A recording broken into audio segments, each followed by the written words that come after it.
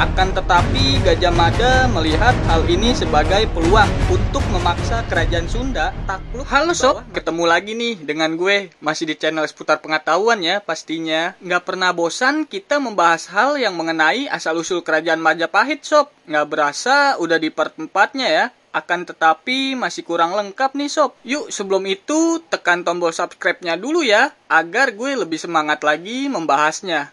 Dan untuk sobat gue yang tertinggal video sebelumnya, sobat bisa scroll ke bawah agar cerita kita menyambung hingga video ini ya. Yuk kita lanjutkan lagi sob, tanpa basa-basi lagi untuk part 4-nya. Setelah yang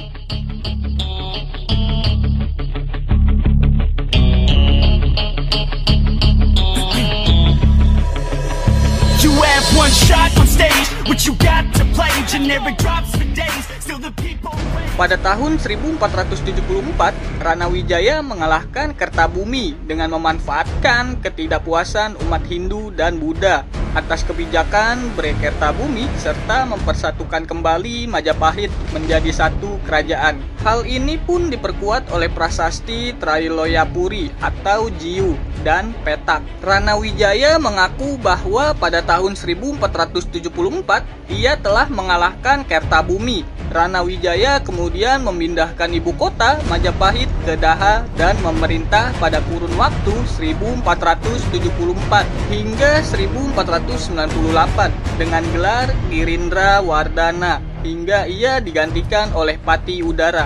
Akibat konflik dinasti ini, Majapahit menjadi lemah sob dan mulai bangkitnya kekuatan Kerajaan Demak. Kekalahan Bre Kertabumi dari Ranawijaya pada tahun 1474 memicu perang antara Kerajaan Majapahit dengan Demak karena Demak sudah menjadi penguasa pesisir Jawa yang dominan dan mereka mengambil alih daerah Jambi dan Palembang dari kekuasaan Majapahit yang telah terpukul dan berfokus di pedalaman Pulau Jawa. Konon, waktu berakhirnya kemaharajaan Majapahit berkisar pada kurun waktu 1478 atau tahun 1400 Saka. Berakhirnya abad dianggap sebagai waktu lazim pergantian dinasti dan berakhirnya suatu pemerintahan hingga tahun 1527 sob. Tetapi dalam tradisi Jawa yang sebenarnya digambarkan oleh Candra Sengkala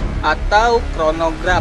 Kronograf tersebut ialah wafatnya Bre Kertabumi pada tahun 1478. Sebenarnya perang Majapahit Demak ini sudah mulai mereda ketika Patih Udara menggantikan Girindra Wardana dan mengaku kekuasaan Demak. Tetapi peperangan berkecamuk kembali ketika Patih Udara meminta bantuan Portugis untuk mengalahkan Demak. Sehingga pada tahun 1527 Demak melakukan serangan ke Daha yang mengakhiri sejarah Majapahit. Dengan jatuhnya ibu kota Daha yang dihancurkan oleh Demak pada tahun 1527, pada awal abad ke-16 kekuatan kerajaan Demak akhirnya mengalahkan sisa-sisa Majapahit dan menjadi akhir dari kerajaan Majapahit. Catatan dari sejarah dari Tiongkok, Portugis, dan Italia mengindikasikan bahwa telah terjadi perpindahan kekuasaan Majapahit dari tangan penguasa Hindu ke tangan Pati Unus, penguasa dari Kesultanan Demak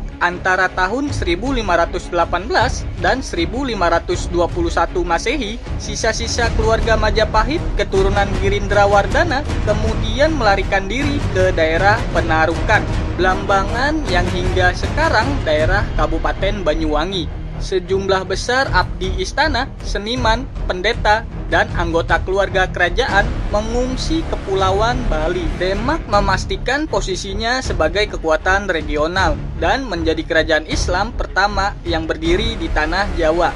Saat itu setelah keruntuhan Majapahit, sisa kerajaan Hindu yang masih bertahan di Jawa hanya tinggal kerajaan Pasuruan, Panarukan, Blambangan di ujung timur, serta kerajaan Sunda yang beribu kota di Pajajaran di bagian barat. Perlahan-lahan Islam mulai menyebar seiring mundurnya masyarakat Hindu ke pegunungan dan ke Bali. Beberapa kantung masyarakat Hindu Tengger hingga kini masih bertahan di pegunungan Tengger, kawasan Bromo dan Semeru. Keren kan sob? Kisahnya asal-usul kerajaan Majapahit. Sampai part 4 loh sob. Untuk part 5-nya kita lanjutkan di kemudian hari ya. Dan khusus untuk part 5-nya gue mau membahas senjata-senjata khusus pada zaman dahulu saat berperang sob. Ini saja yang bisa gue sampaikan. Kurang lebihnya gue mohon maaf ya. Jangan lupa subscribe, like, dan komennya untuk membantu channel ini agar terus berkembang. Terima kasih, sampai bertemu di next video.